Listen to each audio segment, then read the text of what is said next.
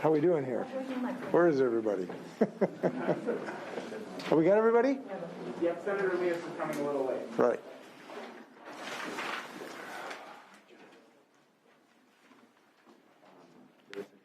Issue with the video, so it's not going to play. We're not going to play it. But we're going to make.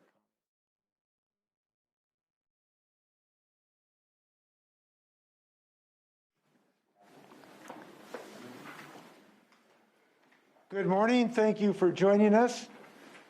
Today is a day of great danger in the state of Washington and great opportunity.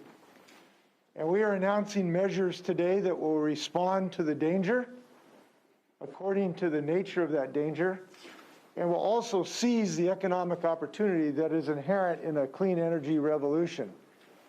You see all electric cars out in the parking lot that represent our future and our economic prospects.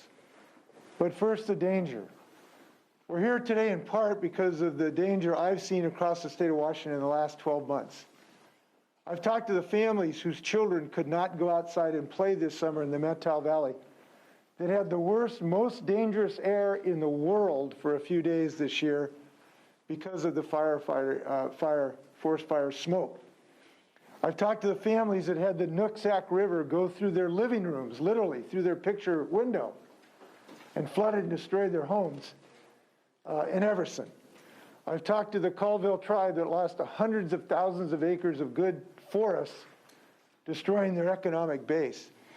Climate change is a rapid tornado of damage that is going through the state of Washington, from those who lost reduction in wheat crops and damage to grapes in Walla Walla, to those who can't grow oysters in Puget Sound. Climate change is moving faster, and therefore we must move faster. We have to up our game in the state of Washington against this horrendous threat in the state of Washington. But we also have an opportunity to create thousands of good-paying jobs by embracing the clean energy revolution that we know is at hand. And the measures we're announcing today, which we will propose to the state legislature in January, is going to address both of those things. So today we are announcing our next steps in Washington's efforts to continue to be the bold leaders that we have been in the last few years in our nation's progress. We have made progress, but we have not made enough progress. So there is no time to waste in taking further action. We know this clean energy revolution is coming. We intend to seize it.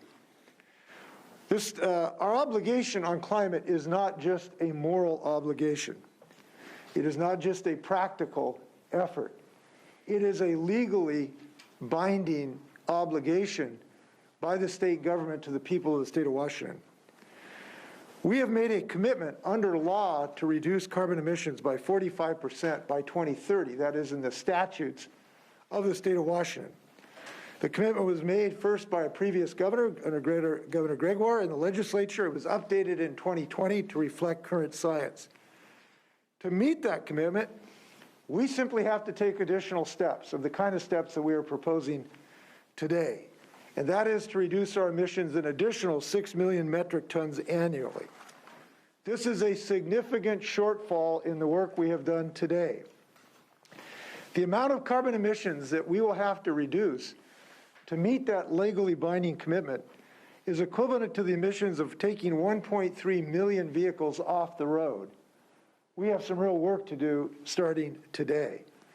And this will require an even greater effort together to meet our emissions targets by 95% in the year 2050. That's why we are pursuing these important bills to build this clean energy future right here and to meet this legal obligation to the people of the state of Washington. So today we are stepping up to this challenge. We are stepping up the challenge because of this legal commitment, but even more so the commitment we all personally hold to our children and to our grandchildren and ourselves. Now, we chose this nearly completed child care center for our announcement because it is a perfect example of a clean, net zero building. Construction is our state's second largest source of emissions, And many buildings are energy efficient. We're paying too much for utility bills because a lot of our heat's going out through the cracks in the building.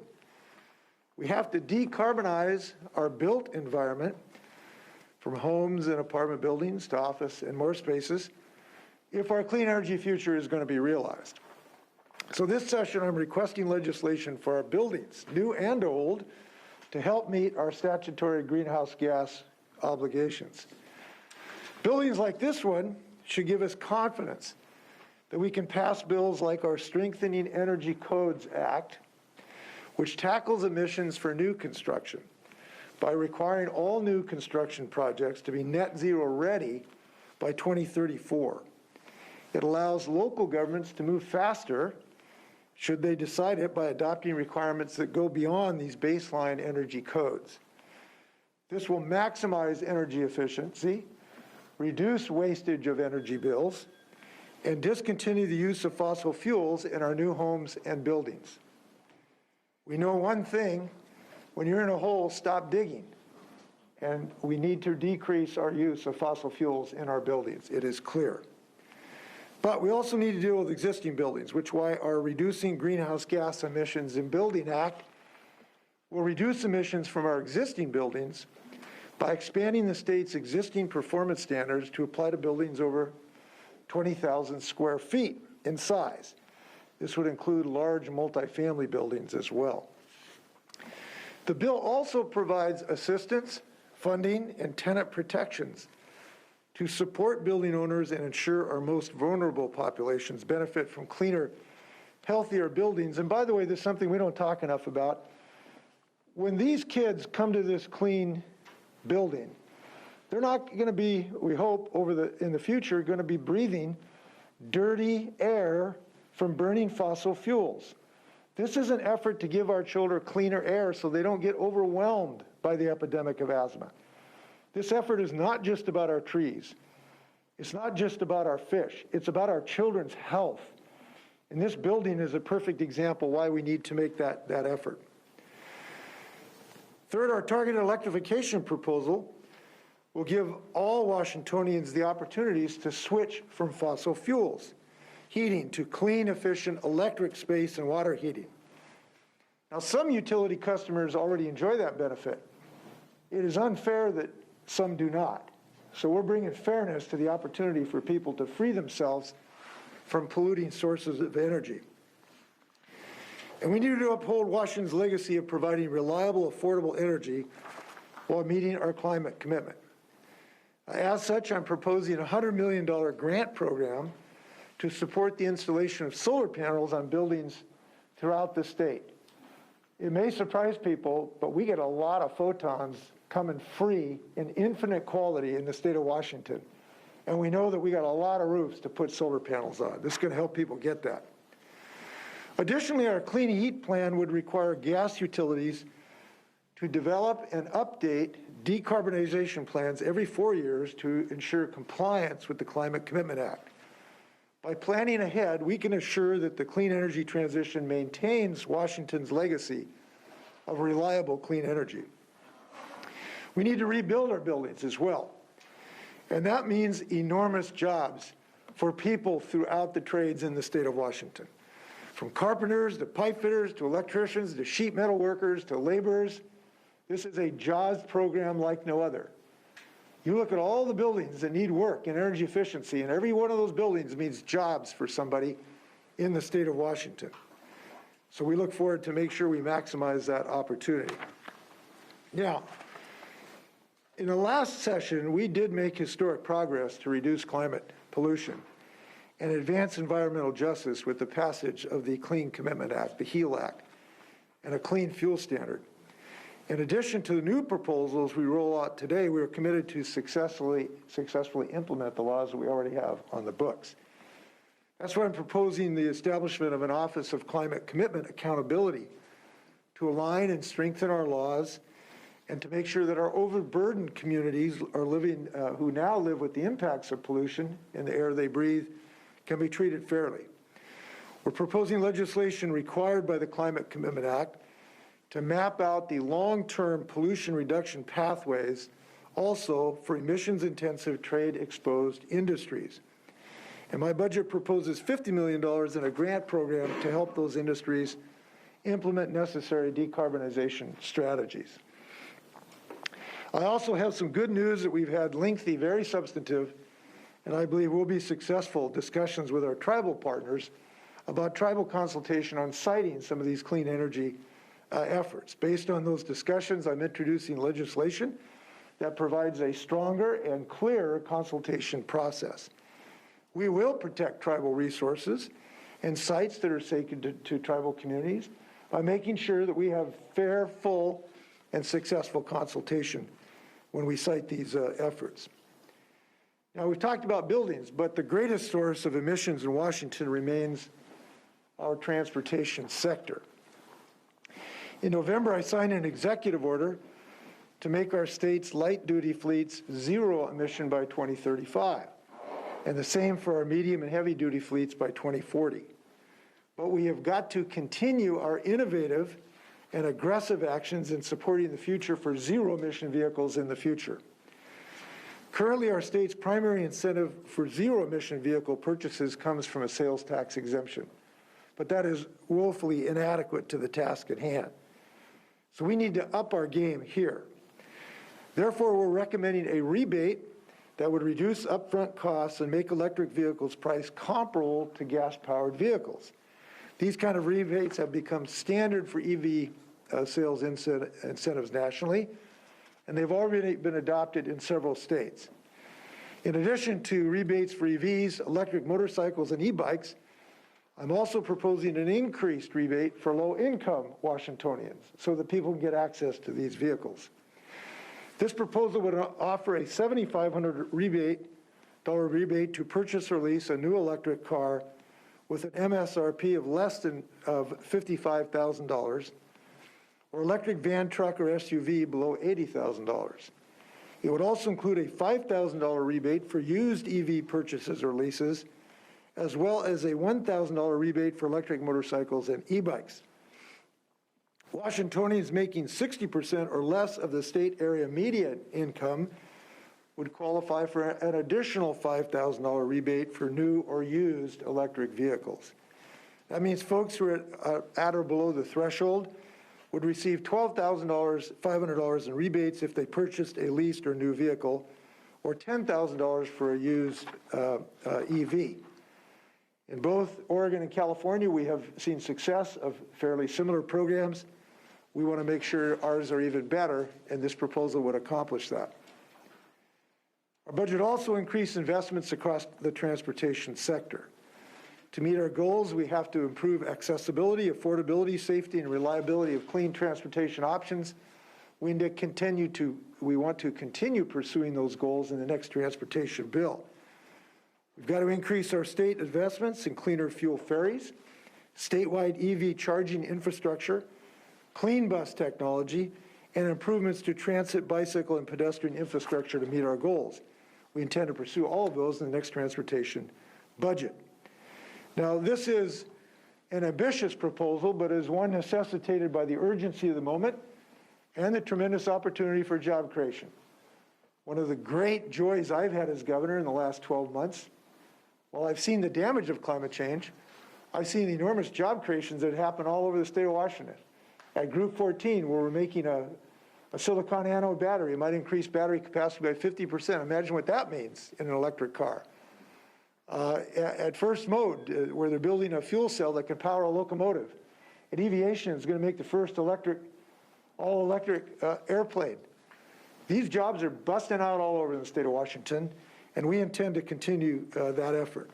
Now, with that, I'm turning this over to our champion in the Senate, Senator Carlisle, to talk about the future of our great state. Thanks, Governor. Appreciate it. Opportunity to be with you a couple of minutes. You know, at the UN Climate Summit in Glasgow, there was a deep embrace of both skepticism and cynicism and hope and aspiration. And what we learned from that journey is that states like Washington and the Pacific Coast, British Columbia and Oregon and California, are the gold standard of what's possible. And it's so easy to allow cynicism to take hold. But Washington is roughly, generally the size of Norway and Israel and Sweden, some of the premier thought-leading places in the world. If you look at our decarbonization strategy, if you look at maritime and aviation, long-haul trucking, energy storage, utilities, if you look at our electricity sector, our transportation sector, we are showing that you can decarbonize and move away from fossil fuels while building a sustainable 21st century economy. The governor talked about the jobs that are busting out. If you look at the economic heart and soul of Washington State and all of these tough to decarbonize sectors, we have right before us the policy tools to be able to build that kind of economy. And I think ultimately, if you appreciate the magnitude of this work, we basically in 2018 had about 100 million metric tons of emissions. By 2050, we have to emit 5 million metric tons while growing our economy, building quality of life, providing economic opportunity, and being deeply connected to environmental justice and equity. And it's possible. We have the policy framework, and this package builds on that infrastructure. Our decarbonization policies, deep decarbonization of transportation, deep decarbonization of the electricity sector with our 100% clean energy bill. The second state in the nation to build an economy-wide cap and invest carbon pricing mechanism, which really means that the 130 largest emitters in our state have a market-based way to reduce their emissions while growing their economic infrastructure. We can be a light among the nations. We can show the pathway with hope and aspiration. In addition to the governor's package, there's a whole series of other bills that colleagues are passionate about introducing. And I think what you see from that, the deeper undertone of this work, is that we have some of the premier thought-leading private companies on the planet here. We have one of the most educated workforces in the nation and in the world. We have quality public infrastructure, and we have economic sectors that are not only ripe for decarbonization, but again, show that policy pathway forward. So this policy package is achievable. It decarbonizes the really tough to decarbonize sectors, but it does it in an economically responsible way that builds quality of life and builds jobs. And I want to take just a moment to thank and appreciate the magnitude of the people who've shown up to do this work. Last year's package, which was just obviously a few months ago, if you look at the opportunity for the Clean Fuel Standard, the opportunity for the Climate Commitment Act, the opportunity for the HEAL Act around environmental justice, we're moving forward with a deep commitment to transportation, and we're also looking at the next generation of building efficiencies in so many of these other sectors. So we are decarbonizing while growing our economy and building a more sustainable approach. The State Senate and my colleagues are so committed to this work, our colleagues in the House, and ultimately it's very easy to allow cynicism to reign. But we have shown the world on the global stage a pathway forward that is achievable, that's measurable, that's accountable, and that fundamentally builds quality of life in the 21st century. Thanks so much. And my great friend, Representative Lekanoff from America's 40th Legislative District.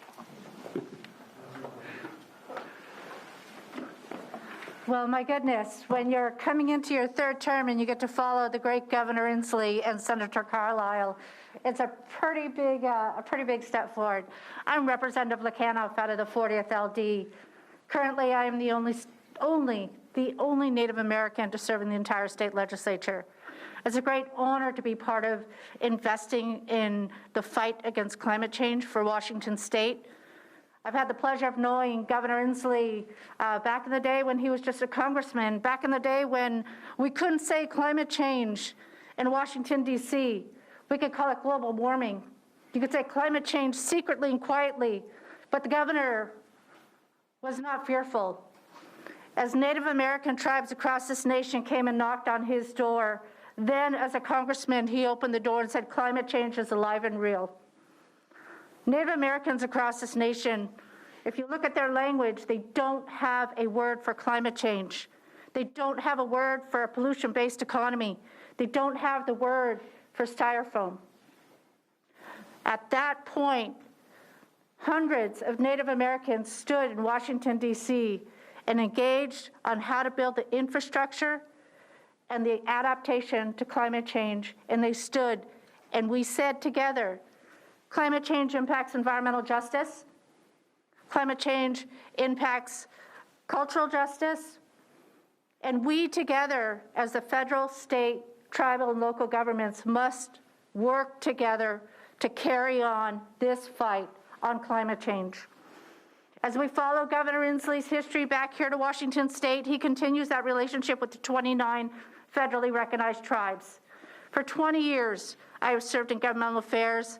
I've seen our governors stand up and sit down at the Centennial Accord, a 30-year process of engaging face-to-face. How can we work together?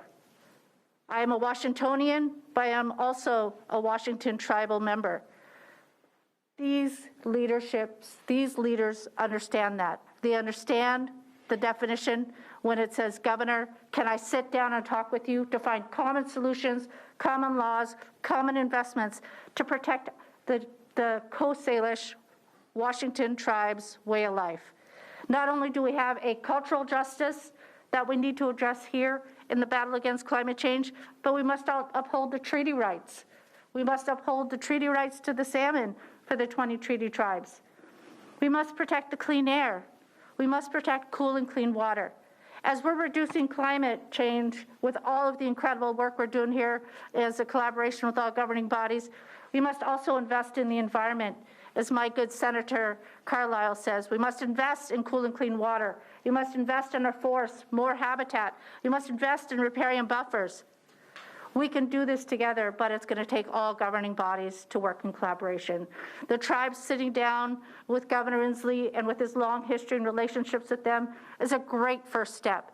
There is no other bill across this nation that states what the governor has brought forth here. Working as two sovereign nations, engaging and protecting all Washingtonians and working together as one. The House is on fire. The governor is aware of it. He is bringing us all to the table to work together. Climate change doesn't recognize what color you are, doesn't recognize who you love, does not recognize what party you stand for, which House or Senate we sit in. It recognizes those who stand together and unify, and that's what these bills are going to do. That's what the governor is investing in, is working deeply with our Washington tribes. So with that, I'm going to turn it over to my good friend, Mark. Mark is representing the Washington State Building and Construction Trades Council. Mark, it's good to have you here.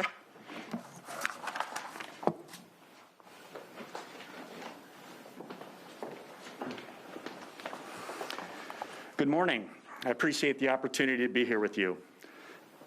As Representative Lakonoff said, I'm Mark Riker, Executive Secretary of the Washington State Building and Construction Trades Council, representing approximately 80,000 construction workers here in the state.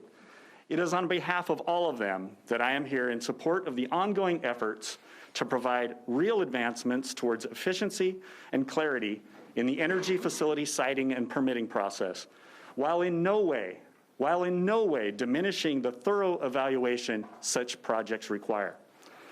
When the Clean Energy Transformation Act, known as CETA, was passed in 2019, it was our intent to build our way to a better tomorrow in a way that benefits the workers of Washington State as it benefits all citizens. That is why I am pleased to be here today, along with elected officials, in support of policy that makes advancements while treating tribes with the respect they deserve as sovereign nations through early and thorough consultation in order to learn and understand tribal interests in government-to-government relations to ensure that as we transition, we are not doing so without a full understanding of the ramifications of all of these proposals. Simply put, we in the building trades believe the current permitting process to be a barrier to the development necessary to meet the requirements of CETA.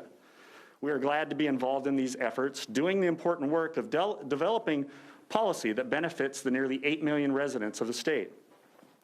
Additionally, we continuously hear the drumbeat of a need to train the workforce for the new technologies of tomorrow. While that sounds daunting, it is actually, in fact, what the building trades apprenticeship programs have done for generations. The construction industry is continuously evolving to meet the needs of our management partners and developer customers. Our joint labor and business managed programs are constantly looking for coming changes in technology so that we may continue to provide the most professional, well-trained workforce available. Our programs are ready, as we've always been ready for the changing times. As for the entirety of the climate agenda, we're also working on these proposals. However, we do join our industry partners in having real concerns about them. And while we are participating in these efforts and honored to do so, the challenges facing an industry that has powered this planet for generations simply due to the demand for power need to be strongly considered. Our fossil fuel sector workers and industry partners have serious, legitimate concerns over these policy proposals that are still under development. While we in the building trades cannot commit to supporting the decarbonization proposals as written at this time, we can absolutely commit to being at the table working on these efforts to ensure that fossil fuel sector workers and industry partners' interests and concerns are properly considered during the development of these policies. All of these are very difficult challenges that need a serious approach. We must face them together, and the building trades are ready to do that hard work to get these efforts right for the people of Washington State. One of the things I respect most about Governor Inslee and the legislative leaders here today, they know these are challenging for us in the building trades. And that is why we are at the table. Not in spite of the fact that they're challenging, but because they're challenging. And we need to bring our best efforts to the table to get these policies right. Our members deserve no less than our best efforts, and the citizens of Washington State deserve no less, and you will get it from us. Thank you. And I believe I am introducing now Representative Alex Remmel. Thanks, Mark. It's a pleasure and honor to stand with you and continue working together to get this right. Over the last year, our communities have been overwhelmed by unprecedented disasters. We saw wildfires destroy forests and homes and blanket us in smoke because of unprecedented drought conditions. And the folks hurt most in my community were the folks working in the fields. We saw hundreds of our neighbors die from heat exposure due to unprecedented heat dome effects this summer. And the folks hurt the most were the folks sleeping outside. And in just the last few weeks, we've seen hundreds of families forced from their homes and small businesses devastated in Whatcom, Skagit County. And again, those most hurt are the folks who can least afford it. The truth is here. The truth is clear. There's no time left to delay climate action. And while the legislature has taken important strides in recent years to address our climate crisis, there's more work still to do. Burning fossil fuels in buildings is the fastest growing source of greenhouse gas pollution in our state. And because buildings last for 50 or 100 years, the decisions we make now have distant consequences. We simply can't reach our science-based targets, our commitments to reduce pollution, while ignoring a quarter of the problem. So I'm excited to tell you that we've spent the last several months meeting with stakeholders, working together to put together the package of 4 bills the governor introduced that will solve this problem together. The package starts with building our buildings right. It ensures that Washington families get the support they need to make the transition to clean energy sources, and more efficient energy use will mean more money in people's pockets. It will create good jobs in building, construction, and building maintenance. And it ensures that our utility companies will develop plans and have a path to implement new technology to do their part in a way that works for each company. By taking these steps now, we can make sure that the transition to clean energy is just, equitable, managed, and gradual. And while some people may urge us to wait, We know that a steady and gradual transition requires getting started quickly. But more importantly, I assure you that we can't wait because climate change won't wait for us. And if we fail to act now, the climate disasters that we think of as unprecedented today will be only the beginning. And I think I am now turning it over to my friend, Representative David Hackney from the 11th District. Thanks, Alex. My name is David Hackney, and I represent the 11th Legislative District in South King County. South King County in particular, and the 11th District has some of the worst air quality in the state. My district is nestled between the Port of Tacoma and the Port of Seattle.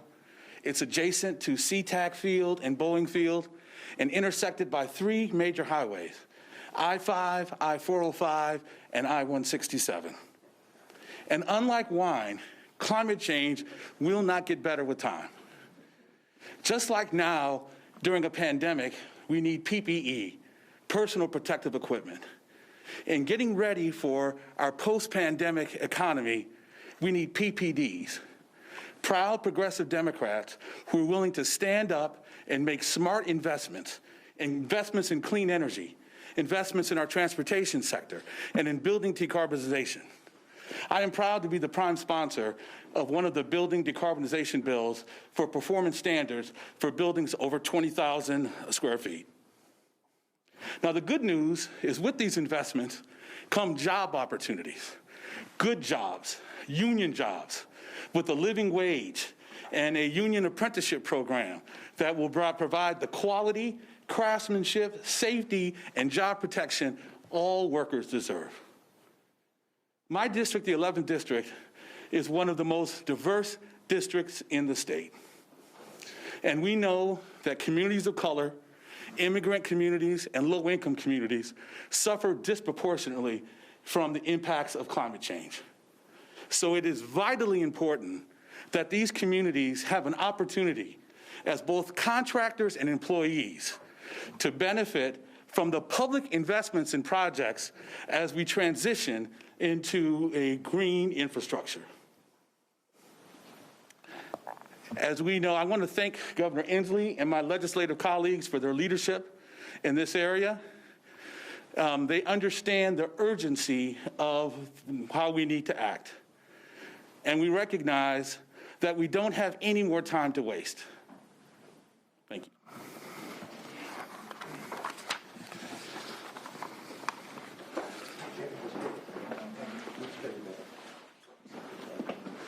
A couple comments. Is Marco on his way here? Yeah, he's just walking in. I'll just fill until Marco Elias, our new transportation chair, gets here. One of the things we're doing, too, on the training aspect, Mark talked about the need for training.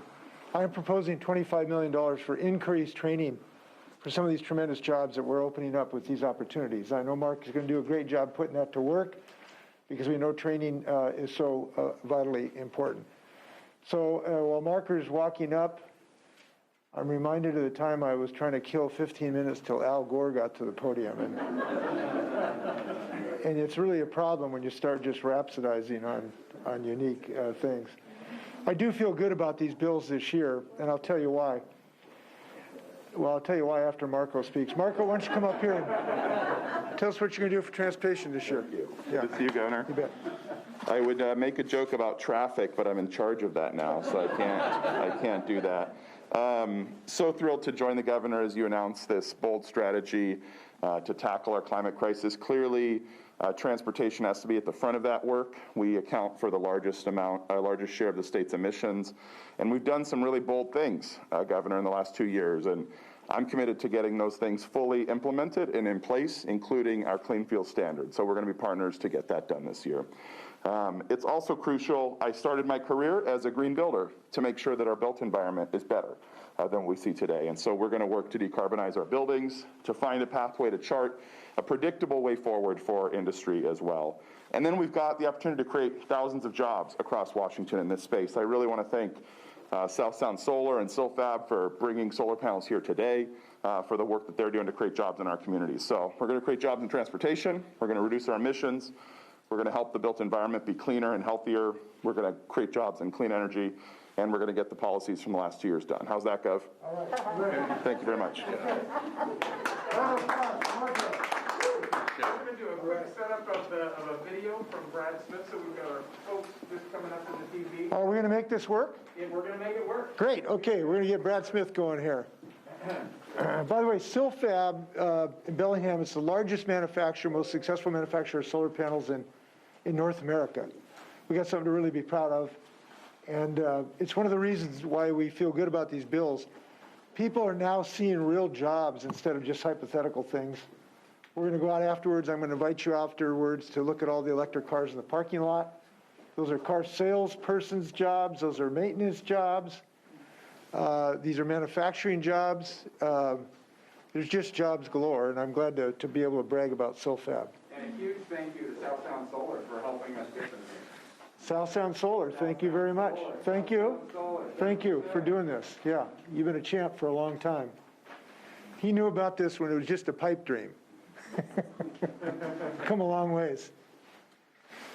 Okay, how we doing? All right, it looks like We good? Okay. we got a video on screen there.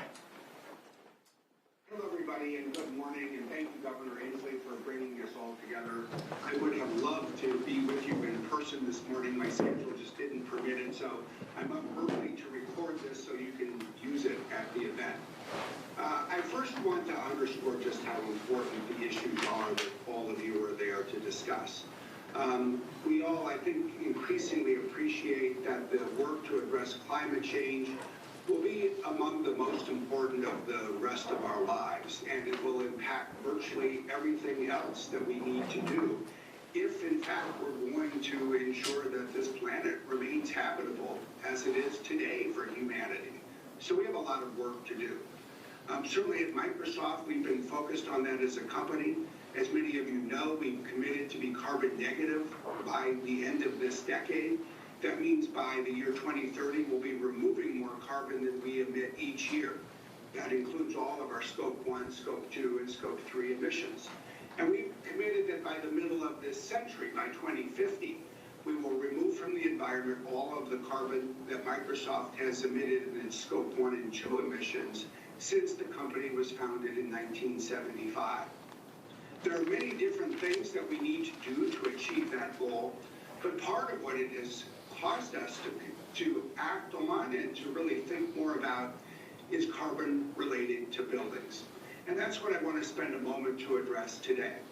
This is a complicated and challenging topic, but it's important because a lot of the carbon that's emitted in the world today is emitted in cement and steel and other everyday aspects of modern life. And that's why we as a company have been moving to really modernize our campus even as we expand it so that we can reduce its carbon footprint. Specifically, we're focused on 4 areas of activity. The first is to reduce what is referred to as embodied carbon. Using modern calculators, we're able to go to work as we are, and we're identifying the carbon that's embodied in our ceiling tiles, in our walls and carpets and the like. And we have a goal of reducing embodied carbon on our campus by 30%. The second thing we're doing is focusing on electrical use, specifically clean electricity. We're moving towards what is virtually a 100% clean electricity-based campus in Redmond and for our buildings throughout Puget Sound. Thanks to a lot of important work with PSE, local utility regulators and the like, we've made rapid progress towards that goal. And as we're continuing to modernize our campus, we're even doing things like putting in new ovens with inductive heating so as to further reduce the electrical impact. The third thing we're doing is tapping into geothermal energy. Using our new thermal energy center, we're focused on developing deep geo wells, and this will reduce our energy consumption by half compared to what is required for a typical energy plant. And then the last thing we're doing is focused on our vehicle fleet. We have buses, we have cars, we have shuttles, as you may know, and by the end of this decade, all of that will be based on 100% use of electrical vehicles. I think this captures the wide array of issues that one needs to think about, that we need to start to discuss as a state. It, I think, also reflects the level of ambition that we're going to need to aspire to address. All of this is also going to require new and better measurement systems. This is a huge focus for us at Microsoft. It's an area of focus with new technology that we've been developing with the University of Washington and Skansa, specifically to focus on the energy use and carbon emissions from buildings. It's something that we're in fact addressing much more broadly for every area of human activity with Microsoft's new Cloud for Sustainability. In conclusion, I would say I think we all need to recognize that these issues are important and they're difficult. They will require conversation, they will require that we learn from each other, and most importantly, they will require that we work together. I think today's event is an important step in that direction, and certainly on behalf of Microsoft, I look forward to our participating actively in the months and years ahead. Thank you, Governor Inslee. Thank you to the other legislators. Thank you to everyone who's taking an interest in this issue. We all have a lot to do.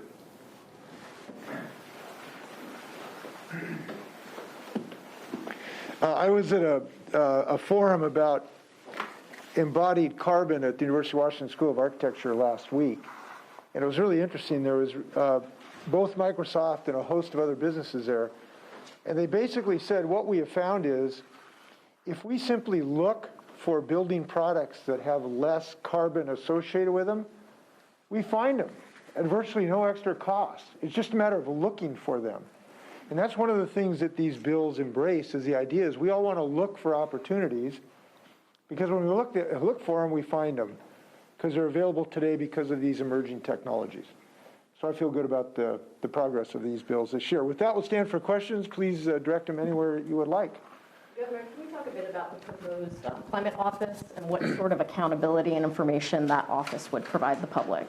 Well, I think one of the most, well, obviously providing the public in education transparency is important, but one of the most important aspects of it is to make sure that this office will assure that all of our agencies embed the climate mission, particularly in the development of their budgets.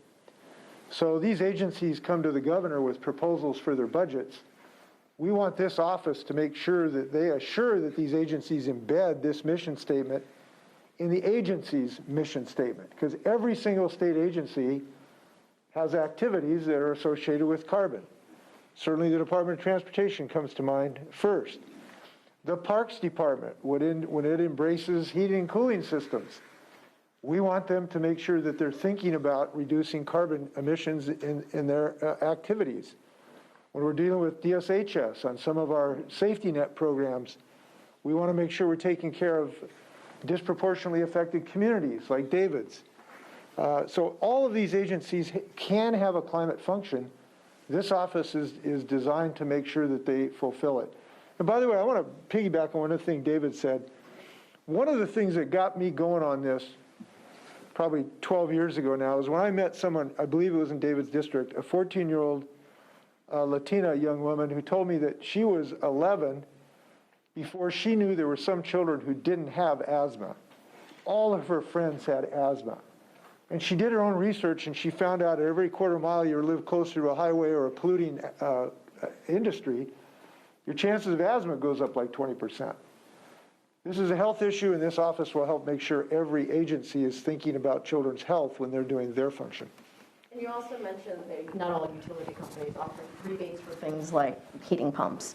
So does this proposal cover that and expand it in a way that it does for electric vehicles? In a sense, because it, through a variety of regulatory changes, it allows utilities, and to some degree requires utilities to make those options available to their customers.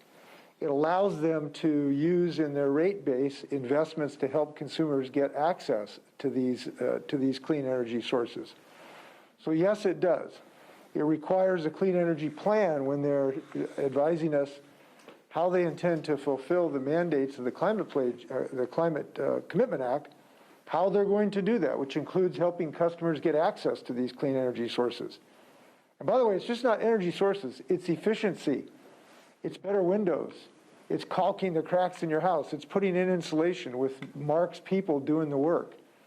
That efficiency is just as important as the energy source itself. And so in probably 3 out of the 4 bills I've proposed, there is a mechanism to do exactly what you said. Governor, go ahead. Governor, can you talk about whether you softened the phase out of the natural gas heating and water heating in new residential construction over last year's plan, which had a 2030 deadline, and it was a hard deadline that no new natural gas hookups to residential construction? Well, I'm not sure I would describe it as softening. I would describe it as making it more effective because we can get it passed, and that's what really counts. And we think this is an appropriate timing to both get it through the legislature and have meaningful reductions. This is central to our task. I mentioned that I studied economics. I was with you the other day, and I was talking to a class of brilliant people about climate change. And I was remembering a professor there who said one of the economic principles you got to realize is when you are in a hole, stop digging. And we are in a hole on climate change. And every time we increase the use of natural gas and we put it into a building, it means it's going to be there for 50 years. And it means 50 years of more pollution going to be staining the future of our children. We have to stop digging. And so this effort to do so in a way that recognizes the ability to get people to have reasonably priced heating systems, which we have today in spades, as an alternative to natural gas, we got to start using them. So I do think this is an appropriately calibrated measure. Now, the other thing I want to mention this is that none of this is, we're not turning a light switch off here. This is a real stat. We're slowly dialing down over years, over decades sometimes. And people think, oh, you're going to shut down, we're going to be in the Stone Age next Tuesday. No. We are in a transition period. We have to start the transition period, and we have to calibrate its pace at an appropriate level. And we think we've got it at the appropriate level. When you see the burgeoning of these technologies coming on, I tell this story, I hope you haven't heard it too many times. I was 10 or 12 years ago, I was in Congress, and I wanted to show my colleagues that electric cars were going to be the thing of the future. And so I had General Motors bring down the Volt, a prototype Volt. It was a hybrid electric car, and we rolled it down the U-Haul. We opened up the hood, and there was nothing there. They didn't even have a motor yet. It was just it was a shell, right? And all of my friends were laughing at me and giving me a bunch of grief, and because they thought this is just a toy. It's not going to happen. We'll go out in the parking lot here, and you see about a dozen electric cars that are going like gangbusters. They accelerate faster than internal combustion engines could ever think of, and people are buying them. And now we want to make sure more people of lower income levels can get access to them. That's because of this effort. So anyway, we are starting a transition, and I think this is the right pace. Governor, where will the $626 million in your proposals, where will that money actually come from? And my follow-up question will be to the legislators. What's the likelihood of your two chambers approving a $626 million expenditure? Well, I have an answer to that. Yes, they will. It's not a problem. We've solved that problem. So we've solved that problem. Listen, these are existing revenues. There are no new revenue sources in this package.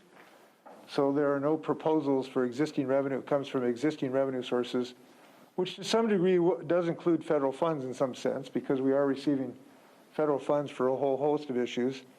There's, I think, $7.5 billion for charging stations in the infrastructure bill that has already passed Congress. We don't know what's coming in the reconciliation bill. If and when the reconciliation bill passes and it has some rebates of the nature we're talking about electric cars, we'll of course calibrate ours to fit the federal requirement or the federal rebates. We'll have to look at that. Would anyone like to disagree with me on say we're going to pass these bills? I don't know if anybody want to say anything. Look, I think what we've seen here is a very diverse group of legislators who want to put their shoulder to the wheel. They've already produced. Reuven has led in so many ways in the Senate. We have the best climate commitment act in the United States, in part because it has the most environmental justice. It is most helpful to overburden communities, and what Reuven and Marco and others, got done last year is the envy of the nation. When I go to these meetings with other governors, they say, "How'd you pull that off?" They say, "Well, we got good legislators." And I think that we have broad-scale commitment to it. So I feel good about these proposals. Does anybody want to add anything, actually? Okay. I'd like to chew on the legislators just a little bit more on this. Governor always proposes budgets. The Senate and the House always comes up with their own budgets. What's the likelihood of this budget being copied by your two chambers? And do you think you would have enough votes for all these expenditures? Let me take a stab at that first. The probability is zero. The legislature never takes the governor's budget on every single thing, but we got good people who care. Reuven, you want to just talk about that? Look, the Climate Commitment Act raises over 15 years about $7.2 billion. 72% of that money is allocated currently to transportation, the rest to operating. So we have existing resources in sort of a long-term strategic way. We also have a strong partnership in the federal infrastructure package passed by the Biden administration. And I think ultimately we also have an operating budget that has a lot of alliances with the transportation infrastructure of our state. These are not separate silos as much as we often say. There's an opportunity to be thoughtful together about how the budgets interact. The legislative process, as we get ready in a couple of weeks to kick in high gear, we have a representative democracy and a separate branch of government, and sometimes it's challenging, but obviously we're deeply aligned on this work. And I think that we have a strong consensus that the framework of this package is very strong. And a lot of these investments go right to the bottom line of real people living real lives with incredible value. And these are quick, instant refunds in many cases, very easy to access, doesn't require 14 forms and 23 levels of government to figure out how to access. I've got a small little bill that it's very much aligned, as an example, cash for lawn clunkers, where you turn in an internal combustion engine of a leaf blower, a lawnmower, running or not, and boom, up to $200 right there, a refund that you just go online. So as an example, whether it's automobiles, whether it's heat pumps, whether it's lawn equipment, we're really moving toward a direction of prioritizing getting real dollars into people's pockets. Governor, I'm happy to step in. I think one of the most exciting parts about collaborating with both the Senate and then with the governor's office is we're seeing a Climate Commitment Act that's impacting every household. We're seeing funding going back into our rural communities. We're seeing environmental reduction in air quality and water quality. These collective bills that are coming across really embrace all the people who call Washingtonians home. The state legislature recognized that. We are going to fight very hard in working in partnership and collaborating and making sure that our programs represent equity and diversity, that all governing bodies work together, that we are not putting forth unfunded mandates. We are going to invest in making sure that climate change is one of the #1 priorities and success stories across the nation. They're going to say, "Governor, how'd you do that?" And he's going to say, again, because he had a great legislature, great relationship with the tribes, and really bringing everybody along to do this collectively, because climate change is not going to be here unless we all work together. Governor, I just want to clarify, so the federal infrastructure money is not included in this plan then? No, we haven't allocated that. Do you have any ideas for how you want to see that? Is it similar to some of these? Well, the infrastructure bill has money for charging stations in it, so that will, one way or another, we'll work through that to make sure we're cohesive with the federal dollars. The reconciliation bill that we hope the Congress will pass has hundreds of millions of dollars, including rebates programs for electric vehicles, and we don't know what's going to be in that yet. But whatever comes out of that, we will we will massage our numbers so that we're either meeting them or on top of them as far as our incentive packages. So we look forward to getting that job done.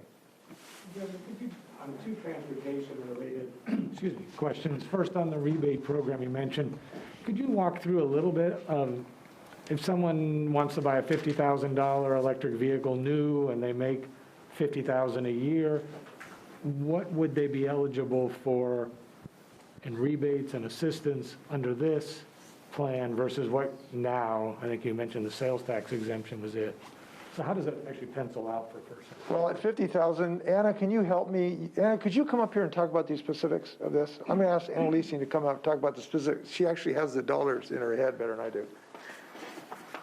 So for the EV rebates, it would be $7,500 for a new car and $5,000 for used vehicles, plus an additional $5,000 for income qualified Washingtonians. So that's anyone making 60% of the state median income.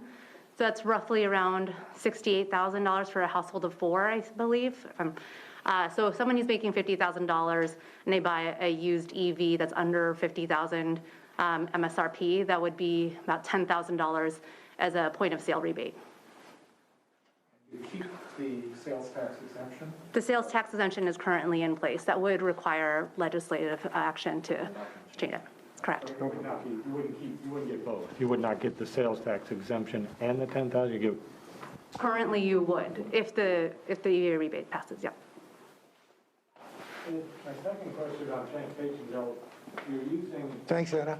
Anna, by the way, I want to thank our staff, Becky, Anna. They've been doing fantastic work. They've been leading the country. When we were in Glasgow, the world was looking at our staff for answers, and they got them. And I'm glad we were able to lead.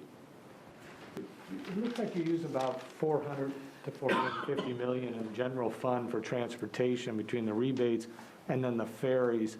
And it's a transfer, right? You're not looking at it as a loan.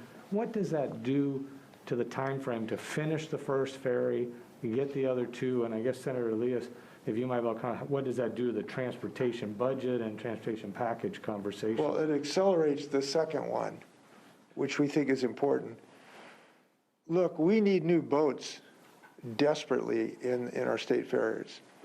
We are rapidly increasing our staffing, but even if we get to the staffing we need new boats. We just don't have any reserve capacity. So every time, somebody's crab pot line gets wrapped around our prop, we're canceling sailings. And we probably have half the reserve capacity in our ferry fleet that we need to have any stability in our ferry fleet. If you look at any public transportation system, we have half as what you should have in reserve for a bus fleet or a ferry fleet, or we only have half of it. So this is to restore the stability of our ferry fleet. We have to have additional ferries, and if we're going to do it, we should do it electric, so that people aren't breathing diesel smoke. Look at this diesel smoke is killing people. There are tens of thousands of people who die because of diesel smoke every year. And then our kids are having this asthma epidemic. So it just makes sense to go electric. I guess my question, though, Connecting Washington, which is a long-term plan, has hundreds of millions of dollars for some of these ferries. By taking $300 million from the general fund, you speed up the process. Does that also free up money in the Connecting Washington for other projects? No, this is in addition. This is in addition to the previous package. I know we've got to create a little space. That's right, our car light. All right, Yeah, do you want to say something? No, I get it. Okay, Ruben's got to leave here. Anybody quick questions? Okay, thank you, and let's go build a new future for the state. Thanks a lot. Be well.